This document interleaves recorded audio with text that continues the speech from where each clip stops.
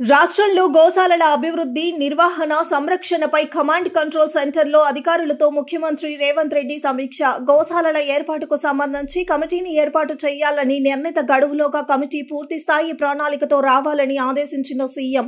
Go సంరక్షణ, నిర్వహణ సులువుగా ఉండేందుకు వీలుగా గోశాలల ఏర్పాటు ఉండాలన్న సీఎం. మొదటి దశలో రాష్ట్రంలోని వెటర్నరీ యూనివర్సిటీ కళాశాలలు, అగ్రికల్చర్ యూనివర్సిటీ కళాశాలలు, దేవాలయాలకు సంబంధించిన భూముల్లో గోశాలలు ఏర్పాటు చేయాలని సూచించిన సీఎం. అందుబాటులో ఉన్న స్థలాలను గుర్తించాలని సూచించిన ముఖ్యమంత్రి, కనీసం 50 ఎకరాల విస్తీర్ణానికి తగ్గకుండా గోశాలలు ఉండేలా చర్యలు తీసుకోవాలన్న సీఎం. ఇరుకు స్థలాల్లో బంధించినట్లుగా కాకుండా మేత మేసేందుకు, స్వేచ్ఛగా తిరిగేందుకు వీలుగా ఉండేలా చర్యలు తీసుకోవాలని సూచించిన సీఎం.